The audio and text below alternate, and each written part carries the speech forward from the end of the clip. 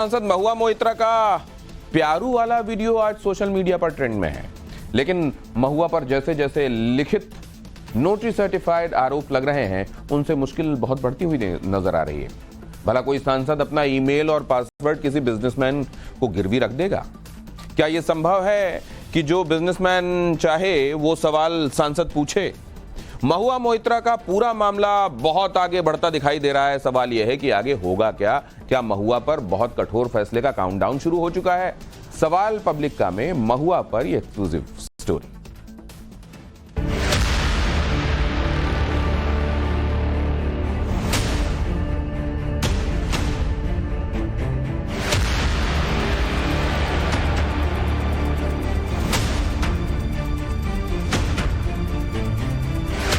TMC सांसद महुआ मोइत्रा के मामले पर उठा तूफान महज दोस्ती के दुश्मनी में बदल जाने का अफसाना भर है, या फिर ये अचानक उस सच का सामने आ जाना है? जहां एक ओर प्रधानमंत्री नरेंद्र मोदी हैं, तो दूसरी ओर विपक्ष की वो ताकतें जो उन्हें हराना चाहती हैं, और गौतम अडानी विपक्ष के उन नेताओं के लिए सिर्फ एक सिंबल भर है। Everyone is asking, who is behind Mahua? Every day the fake news brigade, the Chaddi brigade floats new theories. Is it an American investment bank? Is it Ambani? Is it China? Nobody is behind Mahua. Mahua is behind the truth.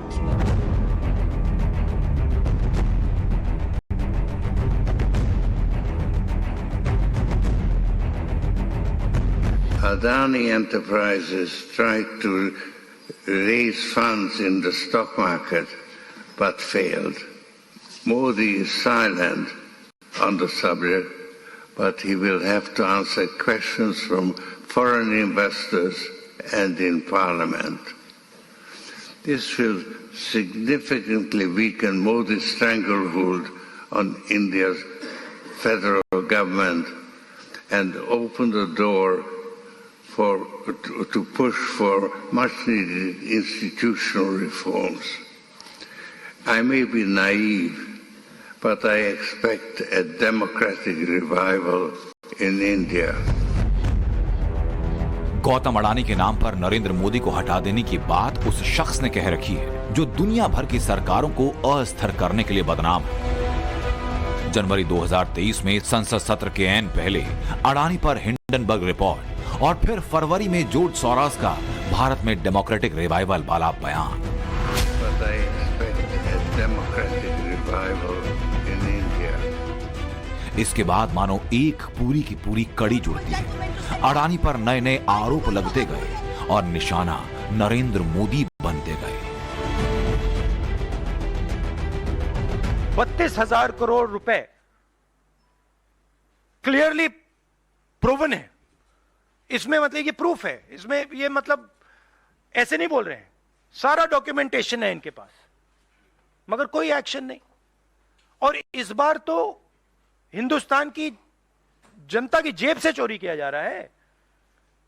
बिजली bill जब आप पंखा चलाते हो, गरीब लोग पंखा चलाते हैं, ट्यूबलाइट चलाते हैं, तो याद रखिए जब आप बटन दबा रहे हो, जैसे ही आप बटन दबाते हो, ये जैसे मैंने अभी ये स्विच दबाया, वैसे अदानी जी के जेब में पैसा जाता है। और करवा कौन रहा है? अदानी जी की रक्षा कौन कर रहा है? हिंदुस्तान का प्रधानमंत्री। महुआ मोइत्रा ने 2019 से ही अपने 61 संसदीय सवालों में करीब 50 सवाल क्या वाकई अडानी को कटघरे में खड़ा कर मोदी पर सवाल उठाने के लिए पूछे? ये तो जांच तय करेगी। लेकिन आरोपों की गंभीरता से इनकार कर पाना फिलहाल संभव नहीं। ऐसा इसलिए क्योंकि अडानी के साथ साथ इस पूरी पिक्चर के एक और किरदार कारोबारी दर्शन हीरानंदानी के दावे बहुत सनसनीखेज हैं। संसद की एथिक्स कमेटी को भेजी गई दर्शन हीरानंदानी की चिट्ठी से उजागर होता है कि 2019 में महुआ मोइत्रा ने सांसद चुने जाने के बाद जल्द नाम कमाने के लिए मोदी पर अटैक करने का प्लान किया और इसके लिए सिंबल बने गौतम अडानी। दर्शन हीरानंदानी के इस चिट्ठी के दावे पर यकीन करें तो अडानी के खिलाफ सवालों को पूछने के लिए महुआ मोइत्रा ने अपनी संसदीय लॉगिन और पासवर्ड तक दे दिया। अडानी के खिलाफ माहौल बनाने में महुआ मोइत्रा को सुचिता दलाल, शार्दुल श्रॉफ और पल्लवी श्रॉफ जैसों का समर्थन मिला। अडानी के बहाने राजनीतिक धार बनाए रखने के लिए महुआ ने राहुल गांधी जैसे नेताओं के साथ संपर्क रखा। चिट्ठी कहती है कि फाइनेंशियल टाइम्स, न्यूयॉर्क टाइम्स और बीबीसी जैसे विदेशी न्यूज संगठनों से भी महुआ मोइत्रा की बातचीत हुई। पहले निशिकांत जी का जो साक्ष्य है उसका एग्जामिन होगा। अभी एक पक्ष और आ गया हीराचंदानी का, उसका भी एग्जामिन होगा। उसके बाद कमेटी निर्णय लेगी कि जो महुआ मोइत्रा है उसका भी पक्ष जानने का प्रयास करेगी। उनके ऊपर जो गंभीर चार्जेस हैं उसके बचाव में वो क्या कहना चाहती हैं, उनके पास क्या पेपर है, इन सब को लेके एग्जामिन करने के बाद ही कमेटी किसी निर्णय पे पहुंचेगी। दर्शन हीरानंदानी ने 2 पेज की इस चिट्ठी में लिखा कि 2017 में बंगाल ग्लोबल बिजनेस समिट के दौरान महुआ मोइत्रा से उनकी जान पहचान हुई। इस पहचान के बाद दोनों के बीच सामाजिक संपर्क बन गया। दुबई में रहने वाले दर्शन हीरानंदानी की चिट्ठी के मुताबिक महुआ का रवैया उनके एक्शन को कंट्रोल करने वाला था। मुझे लगा कि महुआ के साथ दोस्ती से मुझे विपक्ष शासित राज्यों में मदद मिलेगी, क्योंकि उनकी राहुल गांधी, शशि थरूर और पिनाकी मिश्रा जैसे नेताओं के साथ निकटता है। महुआ ने मुझसे महंगे गिफ्ट, दिल्ली के आधिकारिक आवास के रेनोवेशन, ट्रैवल के खर्चे जैसी चीजों की मांग की और मैं उन्हें नाराज नहीं कर सकता था। It's the same pool that she is elected from Bengal. We all are Bengali people. মানে seriously condemn this type of unethical practices by the TMC MP. Mahua Moitra ने दर्शन हीरानंदानी की चिट्ठी पर अपने बयान में कहा कि इस चिट्ठी में जो लिखा है वो मजाक है। इसे बेशक पीएमओ में किसी ने ड्राफ्ट किया है जो बीजेपी के आईटी सेल में क्रिएटिव राइटर है। महुआ सवाल उठा रही है कि अगर ये दर्शन हीरानंदानी का हलफनामा है तो बिना लेटर हेड वाले पेज पर क्यों लिखा है? ये चिट्ठी मीडिया में कैसे लीक हो गई? ये तो एथिक्स कमेटी या सीबीआई के पास ही पहुंचनी चाहिए थी। खुद दर्शन हीरानंदानी ने प्रेस कॉन्फ्रेंस क्यों नहीं किया या सोशल मीडिया पर बयान जारी क्यों नहीं किया? लेकिन महुआ मोइत्रा ये बताना भूल रही है कि दर्शन हीरानंदानी का बयान उनकी ओर से जारी हुआ। ये एथिक्स कमेटी के पास पहले से उपलब्ध डॉक्यूमेंट नहीं जो सार्वजनिक नहीं हो सकता था। और दर्शन हीरानंदानी कैसे अपना पक्ष रखेंगे ये वो तय करेंगे, महुआ मोइत्रा नहीं। इस चिट्ठी की प्रामाणिकता भी दर्शन हीरानंदानी के दस्तखत से सामने आती है जो चिट्ठी पर मौजूद है। खैर, चिट्ठी का पूरा सच क्या है ये तो फिर भी जांच का विषय हो सकता है, लेकिन वो क्या वजह है कि महुआ मोइत्रा ने कैश फॉर क्वेरी वाले मामले को उजागर करने वाले वकील जय अनंत से संपर्क किया था।